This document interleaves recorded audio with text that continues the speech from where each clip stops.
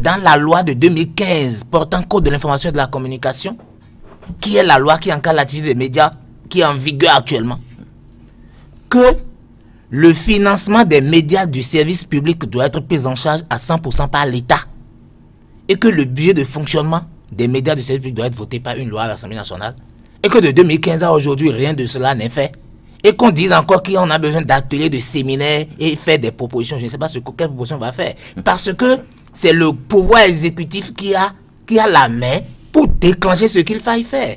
Maintenant, si on peut nous expliquer, s'appuyer sur les conclusions donc des États généraux. Il faut s'appuyer sur appliquer la convention collective. Ces documents contiennent même les trucs de la convention collective. La première convention collective c'était en 2008, d'accord, et qui a été dénoncée par l'Union des professionnels et les deux entités CNPA, BNI, UPMB ont encore convenu d'une nouvelle convention collective qui a été signée en 2018. C'est ça qui est en vigueur actuellement.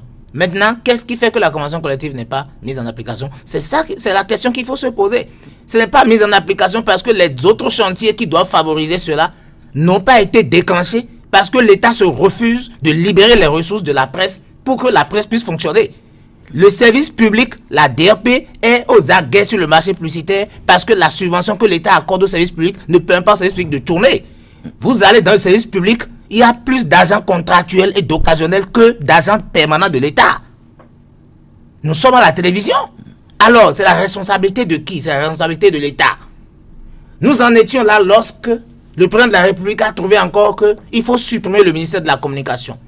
Et il a fait une intervention sur une chaîne de télévision pour expliquer sa vision. Et a dit que comme il y a la HAC, qui est une institution de la République chargée de la régulation des médias, qu'il estime donc que la HAC peut faire ce qu'il faille faire. Non, attendez, excusez-moi. Dans le même temps, le président de la République a dit ça. Quelques mois plus tard, on nous fait savoir que c'est la ministre du numérique et de la digitalisation qui va s'occuper de nos affaires. Mais, s'il vous plaît, tous les ans, lorsque Mme Zoumarou va à l'Assemblée nationale pour défendre le budget de son département, il parle seulement des médias du service, elle parle seulement, excusez-moi, des médias du service public. Je n'ai jamais entendu qu'elle ait parlé de ce qu'il faut faire pour les médias du secteur privé. Donc, pour moi, c'est que le ministère du numérique et de la digitalisation a sous sa tutelle les responsables des médias du service public et que les médias du secteur privé ne préoccupent plus le gouvernement. Or, la Constitution a dit que le public a droit à l'information et que l'État doit garantir le droit du public à l'information. Et pour que l'État garantisse le droit du public à l'information, c'est les canaux, c'est les projets des médias qui diffusent l'information. Alors, quand c'est comme ça, c'est quoi? Les populations qui ont droit à l'information et qu'on a dit qu'on doit garantir là, ces populations n'écoutent pas et ne lisent pas seulement les médias du service public. Les médias du secteur privé aussi font partie de l'architecture. Alors, un mot, un peu évolué dans nos échanges. Pour finir, c'est pour attirer votre attention sur le fait que, quand vous dites que malgré aucune réforme n'est encore engagée. Alors, ce que nous disons, en attendant les réformes, mettons en application ce qui existe déjà. Les lois existent, les tests existent.